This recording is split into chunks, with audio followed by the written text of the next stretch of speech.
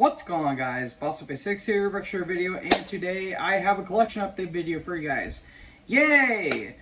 My god, this one was a pain in the ass to do because, let's say technical difficulties, folks. That's literally all I'm going to say. So, yeah, I got a big collection of CDs right here. And I'm not going to go over too much with this because I feel like if I do, this video is going to go on way longer than I should.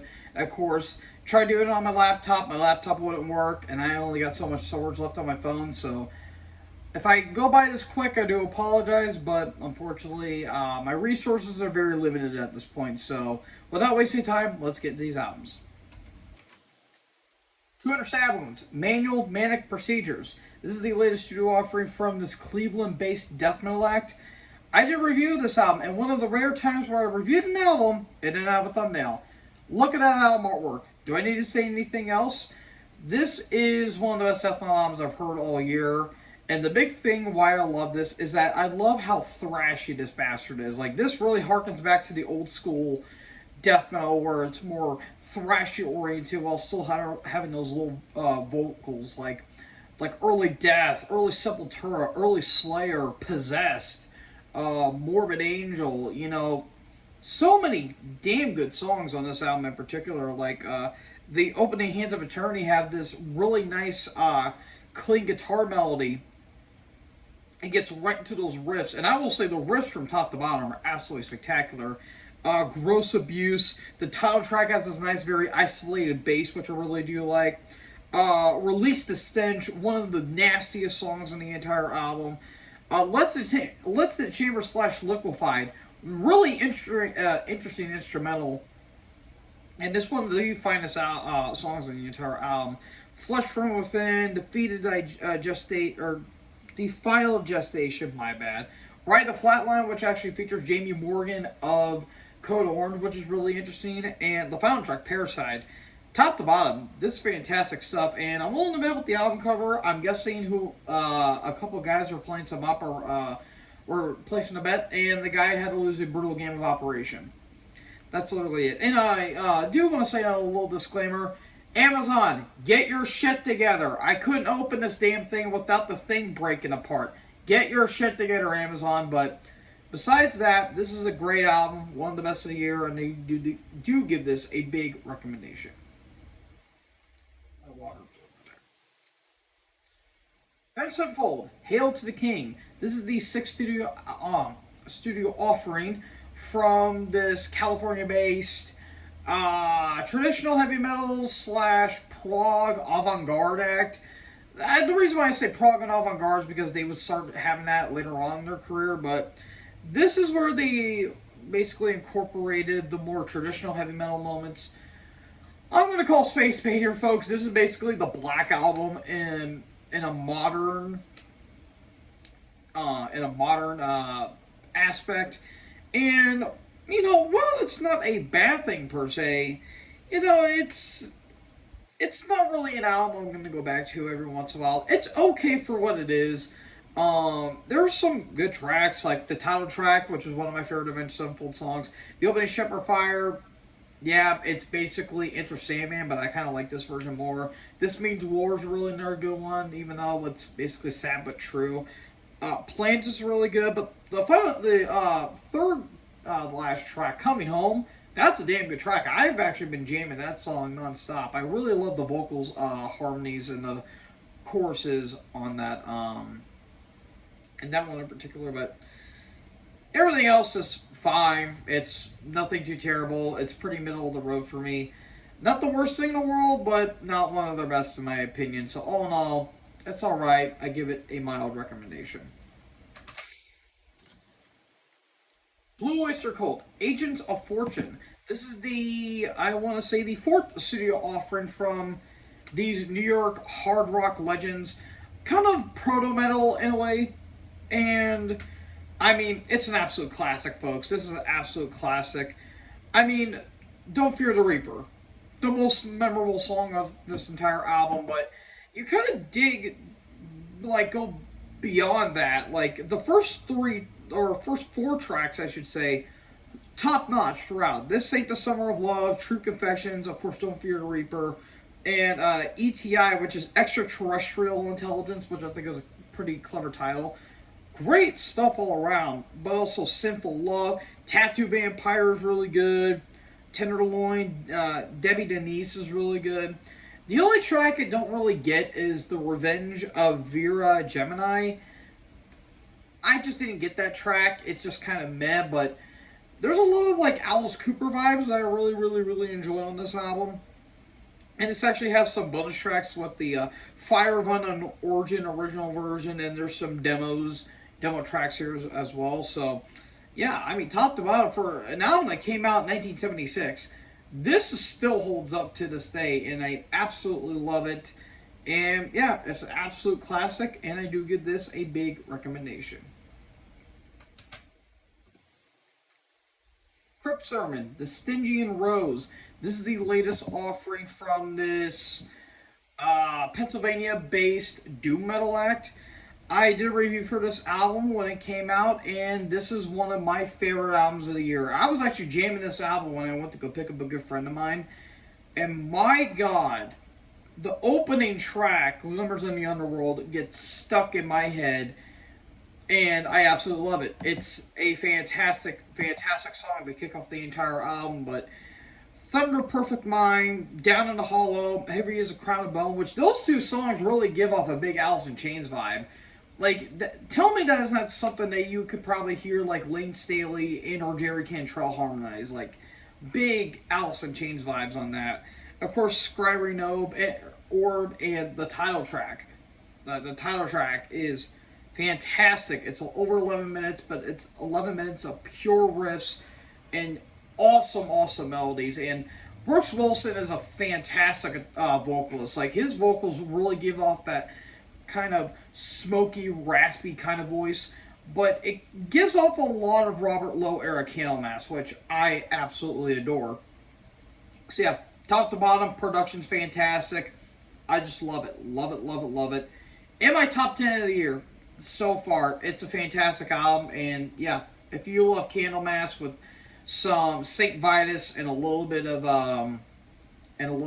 Alice in Chains, you're gonna love this album as much as I did. I give this a big recommendation.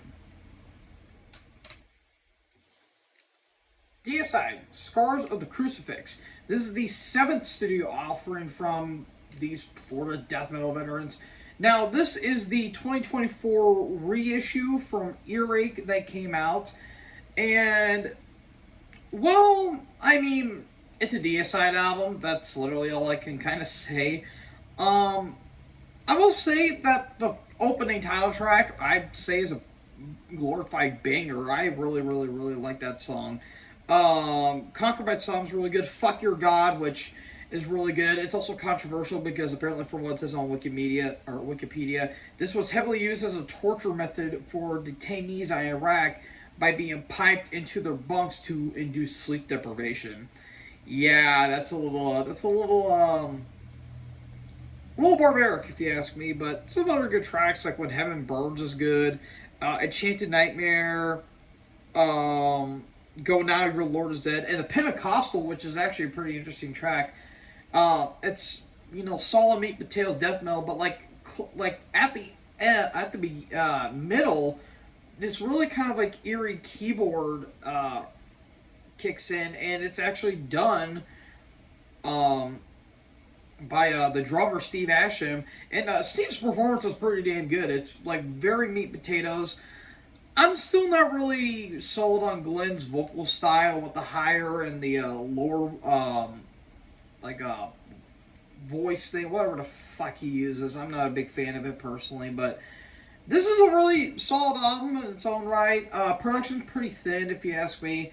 And this would actually be the last album with the Hoffman brothers because they would leave after this, and eventually Deicide would get Ralph Santolo and Jack Owen to get the Central Redemption. So, yeah, they did lose the Hoffman brothers, but they did get 2 fantastic guitarists in a row, right? So, all in all, solid album for what it is, pretty middle of the road even for Deicide, and I do give this a solid recommendation.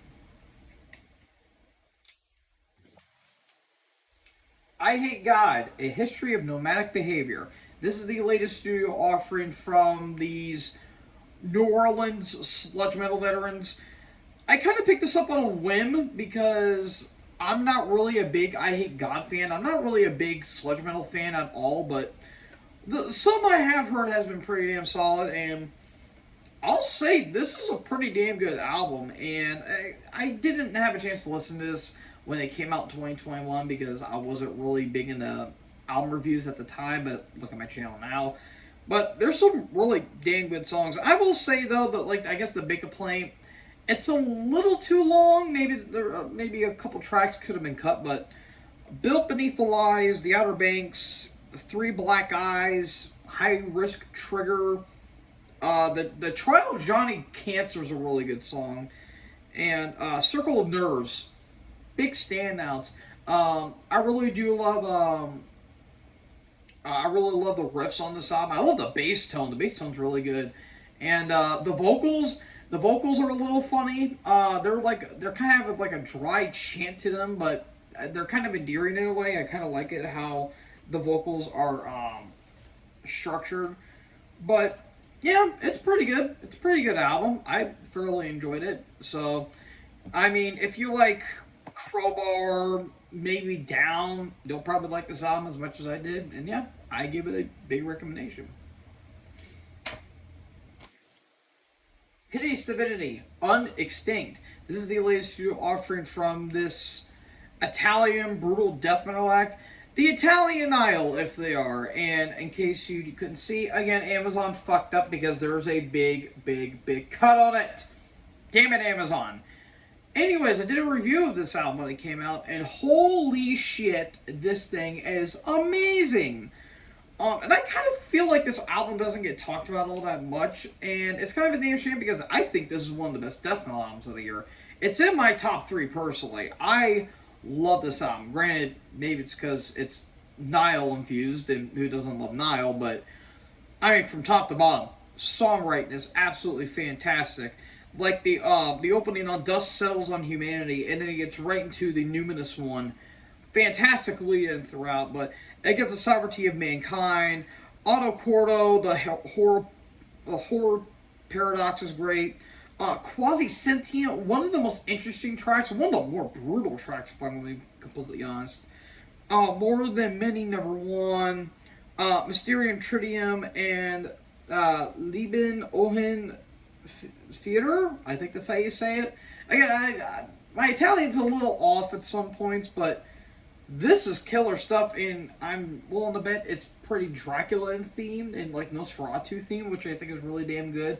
So yeah, all in all, this is some damn good stuff. One of my favorite albums of the year. And if you guys love Nile, Suffocation, but maybe still some Atheist when it comes to the technicality, you're gonna love this album as much as I did. All in all, great stuff. Big recommendation.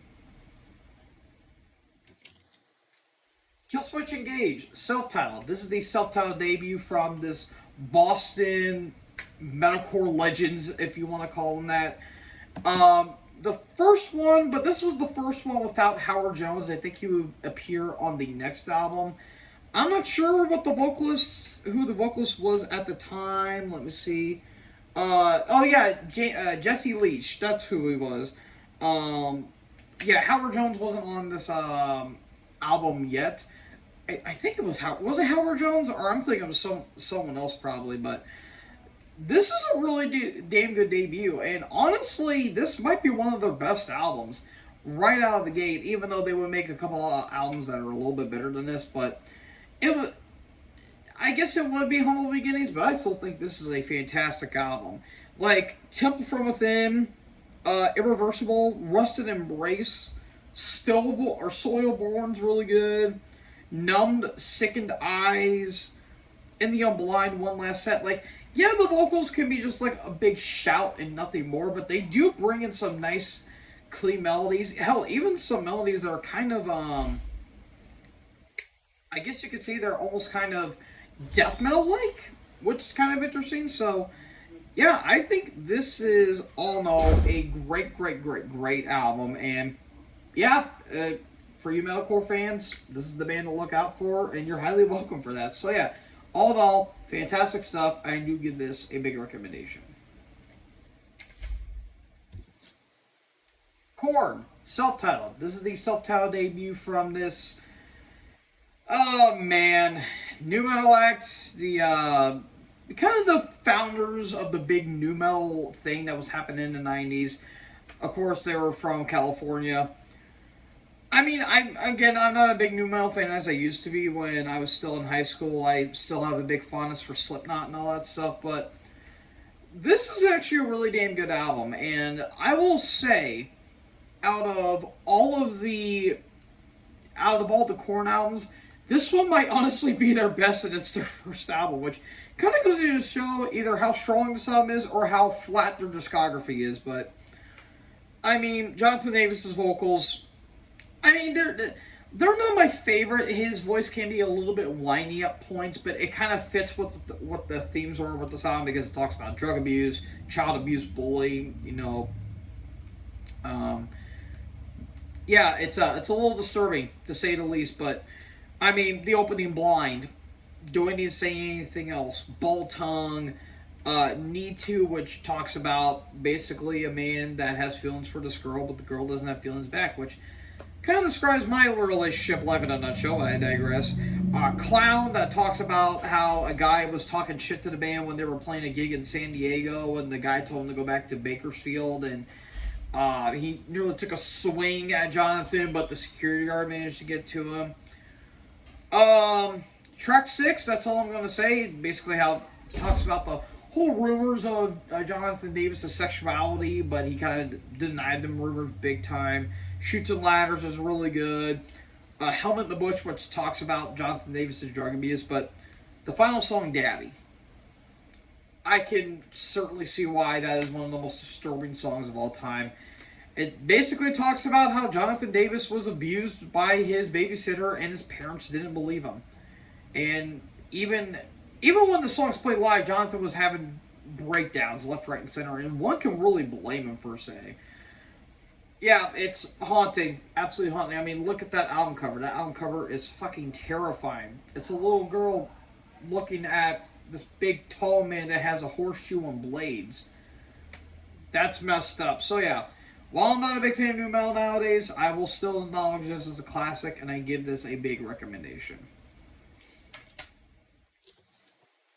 Rev Theory, Justice. This is the second, technically third album from this alternative, I would just say butt rock act that I think that was from California as well, if I remember correctly. No, they're actually from Massachusetts, so there you go there. Anyways, this is technically their second album under this band's name, but I will kind of say it's the third album because they went by Revelation Theory, but now they go by Rev Theory. I got this basically for the title track alone, because the title track was actually the theme song for WWE's Extreme Rules 2011 theme, which I think is a really damn good track. And they would have a collaboration with WWE before and after this. They did Light It Up for WrestleMania 24. They did Hell Yeah for One Night Stand 2008, and they would do Randy Orton's theme as well. So, I mean, it's not really a great album. It's just meh for what it is. But your title track, Hangman, I think is a really good track. Guilty by Design, Enemy Within, Hollow Man's pretty solid. There's some okay tracks, but it's nothing I'm going to go back to every once in a while. Hell, I might actually give it back at some point. But, it's kind of a unique novelty for what it is. So, yeah, it's not great. It's nothing I'm going to go back to except for maybe the two tracks I mentioned that I really do like. But it's okay at best. So, it's a meh recommendation for me. Right, Mean Streets. This is the latest studio offering from this, where the hell were they from? New York? Yeah, this New York heavy metal act. Heavy metal legend, I guess you could say, because they've been here for quite a while now, folks. I did a review for this album, and damn, this is some damn good stuff. Nothing more, nothing less. I was jamming this album when I was driving one day, and this kind of feels like the ultimate road album, at least of the year. This is just fantastic stuff. Hail to the Warriors, Feel the Fire, High Noon, Higher, the title track, Lost Dreams, No More.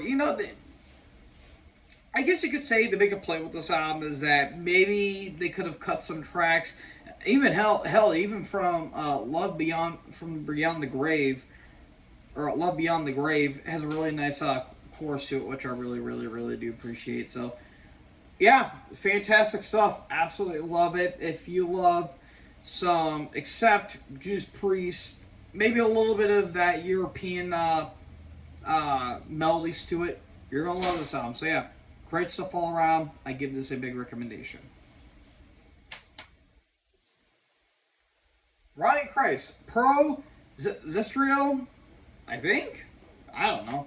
Anyways, this is the latest duo offering from these Greek extreme metal veterans. I was never too big on this band. Me personally, I just didn't get the appeal of them. But I decided to buy this album because I heard some good stuff about this album and some of their later work as well. And I went to it, and holy Christ, this thing is awesome. This is one of the best albums I've heard this year, and again, I didn't really expect too much going into it, but my God, this is fantastic. This is basically epic melodic death metal, and I love it. I love it, love it, love it. This is fantastic stuff throughout. Like, every track, almost every track on this album is filled to the brim with epic songwriting throughout.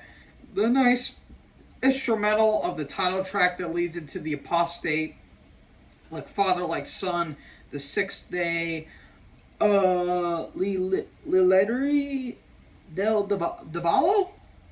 I have no idea, but yeah, that's a good track too.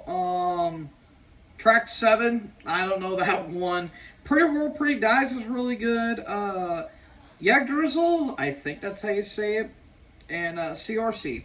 I don't know how to speak Greek. I really do apologize. So, yeah, this is fantastic stuff. I will say that they kind of lead on the excuse me. They kind of lean on the epic quality a little too much, in my opinion. But sometimes that can't. Sometimes it can't be too much of a bad thing. So this is fantastic stuff. I love this album, and again, if you love nice mellow death with an epic quality to it, you're gonna love this album as much as I did. So all in all, I give this a big recommendation, and one of the best albums I've heard all year. Sentence, the Funeral album. This is the 8th and final studio offering from this Finnish, originally Death Doom. Now they went more alternative and gothic as their albums went on. Yeah, this is fine. It's okay. It's kind of mediocre for what it is. Yeah, I'm not a fan of it. I didn't really care for it. The reason why I picked it up is because I knew of the band, but I didn't know any of their material, and I thought I was going to get an awesome album, and it turned out to be pretty bland, if you ask me. There's some decent tracks, like Maybe Today Become Today, and maybe Everfrost, but everything just feels so thrown together and so unbelievably generic. Like, it's just very predictable. Very, very, very predictable. And unfortunately, this would be the last album before their vocalist would pass away from a heart attack, which does suck. But, I mean, it's okay. Again, don't really have much to say about it. So, yeah, if you like it, more power to you, but not a big fan. I give it a recommendation. Sunlord, the first one. This is the debut album from this New York heavy metal / speed metal act. I kind of picked this up on a whim as well, and I was thoroughly surprised with how awesome this album is. This is fucking awesome. I love this album. Love, love, love this album. There's a really nice Motorhead kind of vibe that I really do appreciate on this album. There's kind of like some kind of punkier tracks like How to Live, Once Again, and Turn Me Loose. Like, that is just sleazy as all shit, but Lightning Man, Chant of the Fire King, The Human Game, Choose the Road, Onward Riding. Great stuff. The vocals kind of reminds me a little bit of Phil Anselmo, but this guy can actually carry a tune. But suffice to say, this is some damn good stuff. And they've only have 3 albums so far, but if it's anything like this one, then more, I'll be happy to check it out. So yeah, absolutely killer stuff, and I give it a big recommendation. Thou, Umbilical. This is the latest studio offering from this sludge metal slash drone metal slash doom metal act. It's kind of interesting to characterize this band because I've never heard of this band before. And I actually just kind of picked this up on a whim because I'm like, oh, it's probably something interesting. This actually came out this year. It came out a couple months ago, and I didn't really listen to it because, again, I think I was on vacation when this album came out. Holy shit, this thing is haunting. This is a dirty listen from start to finish in terms of how sinister the songwriting is from start to finish. Like, literally every track is just filled to the brim with just ungodly atmosphere. Like, the atmosphere is just fucking nuts on this album. The opening Narcissus Prayer, Emotional Terrorist, Lonely Vigil, I Feel Nothing When You Cry is pretty disturbing. I Return as Chained and Bound to You. The Promise. The Promise is probably one of the catchiest tracks on the entire album. But Siege Perilous, thank you. Siege Perilous is that's a complete barn burner of a track. And look at that. That's kind of haunting, is it not? It's little Jimmy being terrified. Yeah, it's very unorthodox and very unnerving packaging there. But yeah, this was some fantastic stuff and probably one of the best albums I've heard of the year. So yeah, I give this a big recommendation. And finally, the last album I have, Witch Vomit, Funeral Sanctum. This is the latest studio offering from this Portland-based death metal act. This was on $20 spend, and damn good stuff. Really damn good stuff. I did an album review of it, and love it. Absolutely love it. Really love the old school production. I really dig the vocals on this album. Some songs could have been cut from the album, but I still think it's really damn good. Endless Fall, Blood of Abomination, Serpentine Shadows, Dying Angelic Flesh, Darkened Spirits. Or wait, no, never mind. That's one of the tracks I actually don't like. Title track, Black Wings of Desolation. Just fantastic stuff. This is a really, really damn good stuff. So, yeah, killer stuff. And if you like some old school death metal, you're gonna love this album. I give it a big recommendation. So, folks, that is it for all the albums. I do apologize if I just rushed through these and didn't give much of an explanation for this because, again, I've only got like limited storage on my phone. So, again, I do apologize big time. I need to get my shit upgraded, and I plan on fixing it. So, yeah, what did you guys think about these albums, and what was your favorite album of them? Let me know in the comment section below. Make sure you guys leave a like, leave a comment, tap the big red subscribe button, and tap the bell so when I upload, you guys will be notified. Thank you guys so much for watching this video. Most importantly, join the herd. Talk to you in the next video. Peace out.